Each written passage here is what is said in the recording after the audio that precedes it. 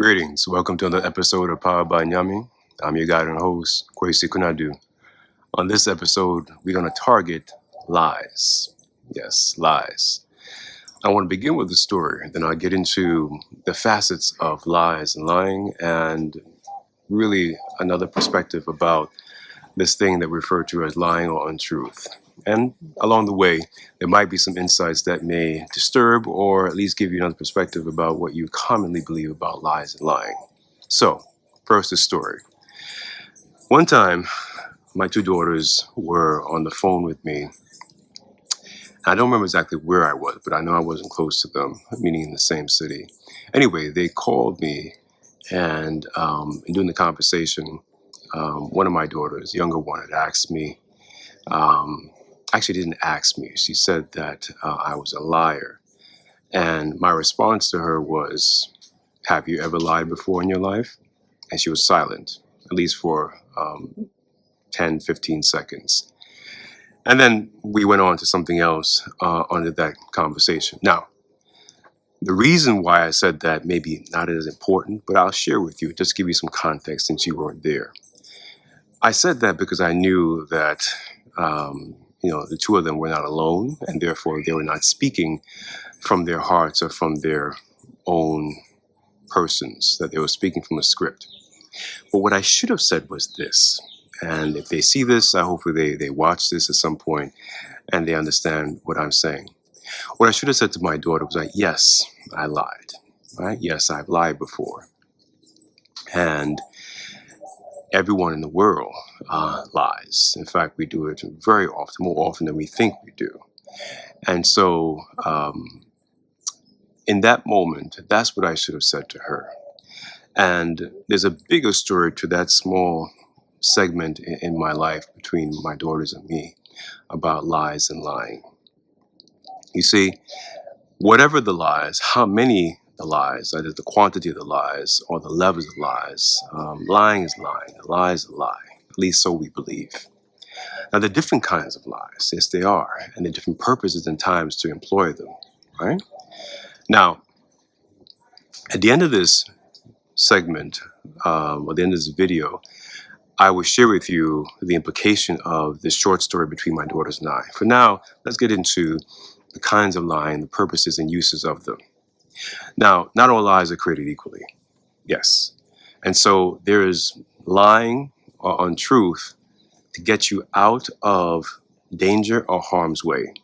That is, telling somebody what they want to hear in the moment in which your life is in danger or in harm's way is a useful skill to have, with the caveat that you will apologize to whomever you consider to be your creator, that forgive me for doing so, right? That is to essentially say, forgive me for this particular transgression.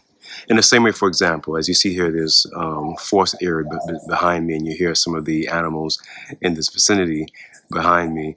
And so the same way that, for example, in West Africa, if you want to cut down a tree, before you do so, one would actually lay an egg at the root of the tree.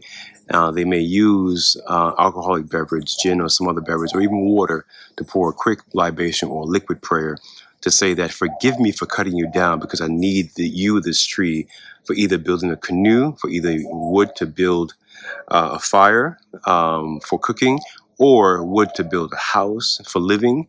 Whatever the necessity or purpose is, the plea is made for forgiveness for using that tree because it's a living thing. And a lie is also a living thing, yes, because a lie hangs on our breath. It hangs on our spirit, right? And think about the root of the word spirit from Latin spiritus, right? Meaning breath or breath of life. And so when we speak a lie or when we tell ourselves a lie in our head, which is, of course, the mind is also a spirit, right? So either way you slice it, you're dealing with spirit and therefore spirituality. And so the lie hangs on our breath and our spirit. And so when we communicate that lie, we have to ask for some sense of forgiveness or some sense of my apologies that I have to do so because of what this particular purpose. And so the casual or habitual liar doesn't have any grace, right? Doesn't have any redemption. But the lie one tells strategically to remove themselves from a particular stressful, harmful, or dangerous situation, life-threatening situation, that is a resourceful and useful lie. Again, with the caveat that there is a what? A certain kind of request or plea for forgiveness or redemption, right?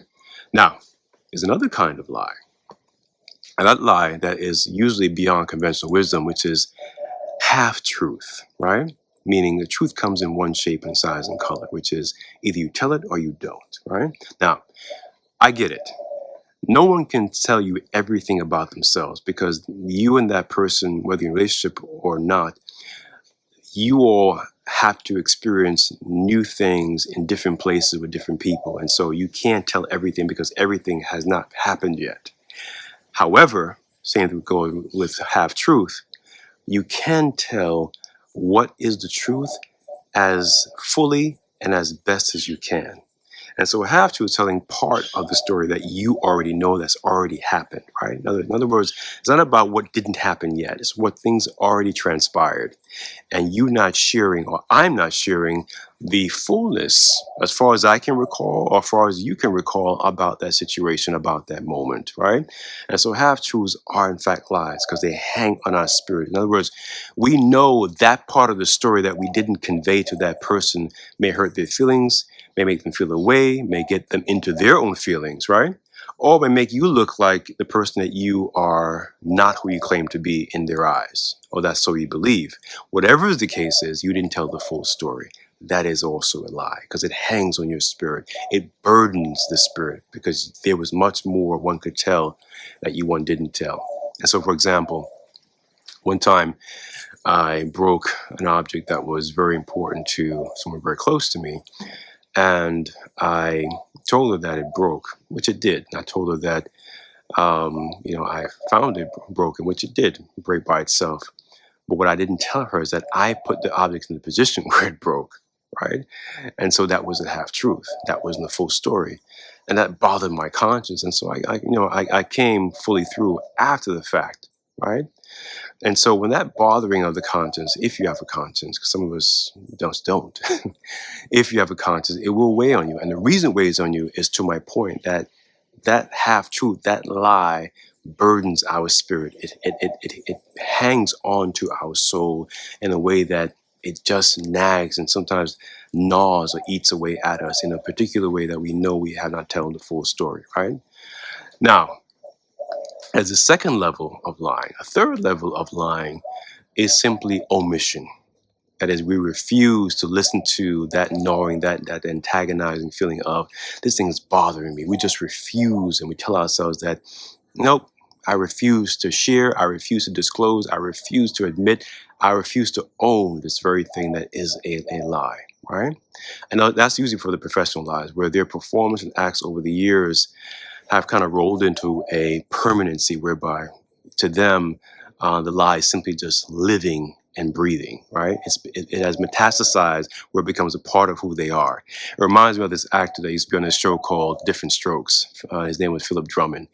And the short story is that Philip Drummond, over the years, took so much cocaine and other kinds of illicit drugs that he became the drug, meaning his body was so much inundated with drugs and other kinds of illegal paraphernalia that his body, his being became one with the drug. He was the drug, right? And so some people, they lie and lie so much that as an act, as a performance, it's not acting anymore. It's just who they are, right?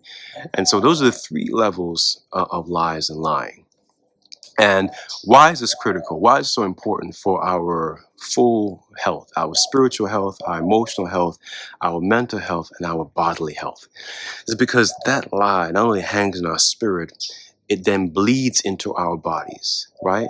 It finds pockets of vulnerability in our bodies that acts as stressors upon those organs in our bodies. And so when we lie, habitually lie, we tend to have certain kinds of stresses and there are certain kinds of aches and pains in our backs, in our waists, on our sides, and in certain parts of our body. Sometimes it could be our lungs or other parts of our chest. It finds places and pockets, right, that are vulnerable in our body, and it rests and hangs there. In other words, Remember that energy cannot be destroyed, only transformed, and therefore what? Change, form, or shape. So it has to find somewhere. Just like the waste in our bodies, it has to go somewhere. And so when we find that blackheads or pimples on our face or other parts of our skin, it's because the toxins in our bodies have to go somewhere, right? The same thing true for lies. That energy that becomes densified into matter, it finds a place in our bodies. And so our bodies and therefore our physical health becomes affected by lies and lying. Our mental health, because we have to tell ourselves first in our head, or first in our spirit and our soul, and then in our head, that lies. Because our lies, this head of ours is like a bucket or container that has to kind of maneuver, scheme, and navigate, what to do with these lies as they ricochet against each other. And sometimes causes literally a headache, right? And pain in our head. So that's the mental health portion, right? Our psychology and the balance or equilibrium within our minds is affected by lies and lying. And then, of course, our spirit, weighed down, burdened by those lies. Some of us, in fact, feel so relieved after many years to say, hey, I got something to tell you. And once you say that thing, you feel almost like like air released from a balloon very slowly. That weight and that pressure is being released, right? You almost feel instantaneously a different kind of relief and feeling, right? So these are the broader implications of lies and lying. But there's another one. And I'm going to end this shorter than usual video on lies and lying and the large implications with the story that I began with. And so that I should have told my daughter that, yes, I've lied. And yes, right, other people, in fact, all peoples in the world have lied and have lies, giving the examples and definitions I've shared with you about lies and lying, right, and the ways in which they operate on our mental health, our physical health, our spiritual health, and our broader being, and even our environment, right? The implication of all that is this. You see, lying is not the problem to the people that you claim to love. The problem is you don't give them an opportunity to fight for you. And so what I should have told my daughter once more is that, yes, I have lied, but I'm not lying right now. I'm telling you the truth. And that would have sent something to my daughter, or in fact, my daughters, and whoever else that you and I may lie to say that that's what I needed. I needed to hear that. A, acknowledge what you have done. B, that I'm not doing it now, which gives me room and a chance to fight for you, right? Because we all need someone to champion our cause. We all need a cheerleader, whether we acknowledge it or not. We all desire and want one to champion our cause. So give the people that you claim to love and that you want to be loved by the opportunity for them to fight for you, to be your cheerleader, to be your champion, by being truthful to them. And that truth means acknowledging and owning when you have lied to them, because you don't give them an opportunity to be the champion for you and for you to be the champion for them. We don't hurt the people we love, but we do when we lie to them and don't own it and don't give them a chance to be that champion for us and for us to be a champion for them in turn. I've been your guide and host for this episode of Powered by Nyame. Drop your comments, questions, experiences in the comment section below. Look forward to seeing another episode of Powered by Nyame. Till then, stay well.